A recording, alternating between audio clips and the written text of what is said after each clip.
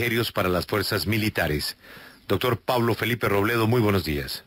Bueno, Julio, un saludo muy especial a usted y a toda la mesa de trabajo y a los oyentes de la W. ¿A usted no le pasa que usted cree siempre que ya usted creía haberlo visto todo, pero cada semana se sorprende con algo nuevo? Pues, Julio, sí, desgraciadamente, los temas de cartelización empresarial, la cartelización empresarial no solo en Colombia, Julio, en el mundo, donde hay economías de mercado, pues hay una tentación, obviamente una triste tentación, ilegal tentación de coludirse en contra de la economía de mercado, pero la respuesta de los países que tienen ese sistema económico, que son pues prácticamente todos los países del mundo, es tener autoridades de competencia que tengan capacidad sancionatoria, capacidad investigativa y que puedan actuar y desincentivar las prácticas cartelistas en esa economía. Superintendente, estas actuaciones se habrían dado entre 2011 y 2018 y en cerca de 10 procesos de selección. ¿Cómo dieron ustedes con estas empresas que incluyen 2 comisionistas de bolsa? Pues mire, María Camila, el tema, como son suministros de alimentos, el país ha visto cómo en varios procesos de licitación ante distintas entidades, vemos el tema del plan de alimentación escolar, adultos mayores, etcétera, se han venido produciendo escándalos y la superintendencia, usted se acordará que el año pasado formuló pliego de cargos en lo que se conoció como el cartel de las frutas del plan de alimentación escolar y tenemos otras investigaciones relacionadas con el plan de alimentación escolar sobre el cual prontamente habrán noticias. Y de esa investigación se recogió una información que nos permitió ahondar en esta investigación de lo que sería un presunto cartel para coludirse al interior de compras públicas para las raciones alimenticias de las fuerzas militares a través de las compras que para las fuerzas militares hace la agencia logística de esas fuerzas militares. Entonces diríamos, esta es una investigación que es hija, por llamarlo de alguna manera, de otras investigaciones incluso más grandes que esta. En las pruebas que ustedes tienen, ¿qué encontraron además de un acuerdo evidente de precios y de fijación de un aumento de estos valores muy elevado? Sí, mire, es importante para poderle explicar a la gente muy rápidamente el caso. Cuando se trata de la compra de bienes de común utilización, de características técnicas uniformes como lo es las raciones alimenticias, las entidades del Estado que requieren comprar esas raciones alimenticias para cumplir sus finalidades, pueden acudir a unos procedimientos que se adelantan ante las bolsas, en este caso la Bolsa Mercantil de Colombia. Y esa bolsa mercantil hay una rueda de negocios donde concurre la entidad contratante, la que va a comprar, y los potenciales oferentes que son los que están interesados en venderle al Estado esas raciones alimenticias. Y hay un procedimiento que tiene 2 etapas, uno que es una subasta, en donde llega un momento en que la entidad pública empieza a cotizar, diríamos, al alza hasta que alguien para. Entonces, por ejemplo, estamos comprando arroz con pollo, empiezan 12.000, 15.000 y llega a 20.000 pesos, por ejemplo, y alguno de los posibles oferentes dice conforme. Eso quiere decir que él estaría dispuesto a vender el arroz con pollo, en el caso que le estoy poniendo, a 20.000 pesos. Pero a partir de ese momento, que aquí es un tema muy interesante, empieza una subasta inversa, una subasta a la baja, lo que en la calle se conoce como una bajasta. Y los distintos oferentes tratan de hacer ofertas por debajo para venderle más barato al Estado. Entonces empieza el uno a decir 19.000, 18.000, 17.000, hasta que el último dice 12.000 y nadie mejora ese precio. Termina adjudicándosele ese ítem del arroz con pollo a 12.000 pesos a aquel oferente que lo quiso vender más barato. Y eso es producto de la competencia, que baje de 20.000 a 12.000 en el ejemplo que le estoy poniendo.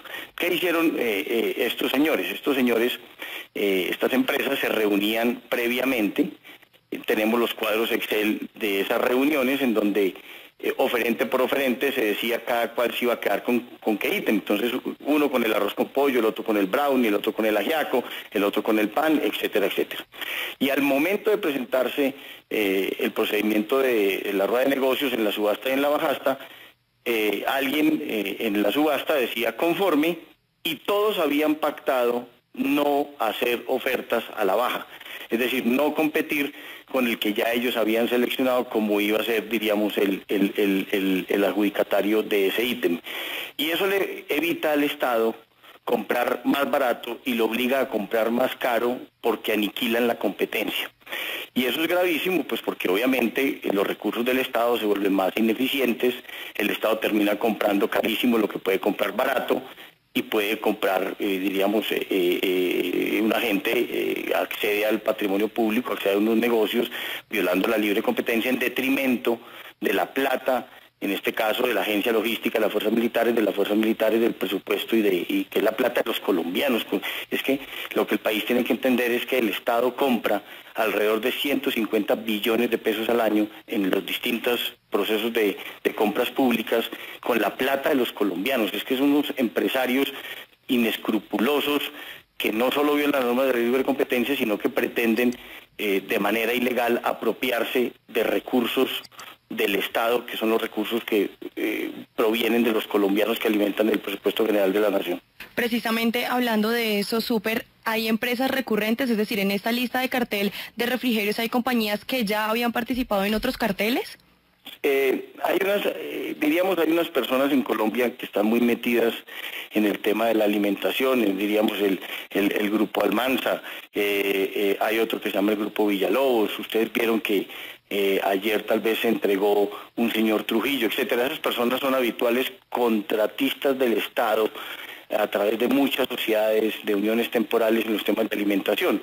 Y en esta investigación hay empresas, no necesariamente las mismas empresas, porque pues lo que hacen es tener varias empresas, pero que están controladas en este caso, unas por los Villalobos, otros por los Almanzas, que incluso algunos de ellos ya estuvieron incluso vinculados al cartel al carrusel de la contratación de Bogotá y están siendo investigados por la Procuraduría, por la Fiscalía, por la Superintendencia de Industria y Comercio en otros procesos de compras públicas, lo cual de una u otra manera también evidencia un problema que hay en Colombia, que es que, y me perdonarán, pero se volvió profesión ser contratista del Estado. Usted le pregunta a mucha gente, ¿y usted qué hace? Profesión, contratista.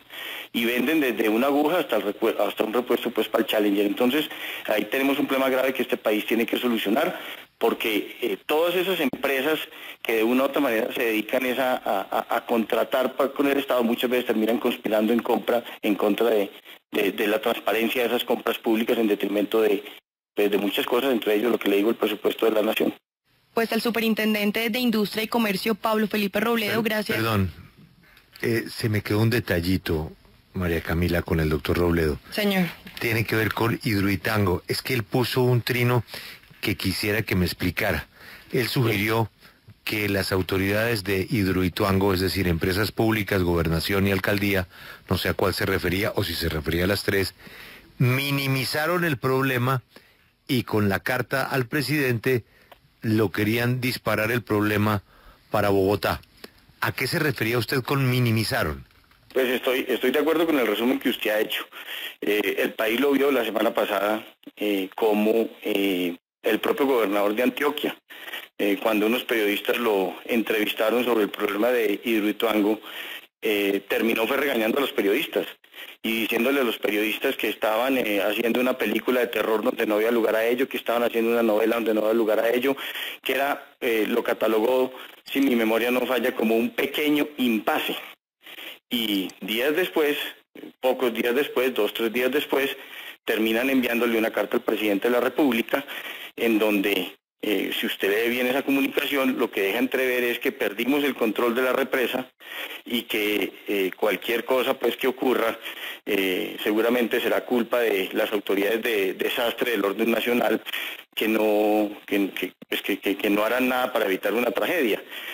Incluso el propio presidente, que es la lectura que yo le doy cuando contesta la carta, les recuerda a ellos que la represa es de ellos y que ellos son los responsables de esa represa y que obviamente el gobierno nacional pues procederá como lo venía haciendo, implementando unos planes de contingencia, y también pedía que le contara a la opinión pública efectivamente lo que estaba pasando. Entonces yo diríamos pues de manera muy sencilla, a mí eso me pareció desafortunado y por eso mandé un tuit diciendo que me parecía que la actitud era inexplicable en la medida en que habían minimizado, y creo que eso es evidente, no es sino ver lo que el gobernador dijo en su momento, y cómo fueron dando una información gota a gota, pues eso me pareció que era inconsecuente hasta con el propio presidente y con el propio gobierno nacional. Esa es mi posición frente al tema. Obviamente, pues en este momento hay que hacer lo que se está haciendo, dándole más información a la gente, implementando planes de evacuación, no minimizando el problema. Ojalá pues finalmente termine no ocurriendo nada más allá de lo que ha ocurrido. Eso es como el resumen de ese tema, Julio. Pues al superintendente de Industria y Comercio, Pablo Felipe Robledo, gracias por estar en la W. A usted muy amable.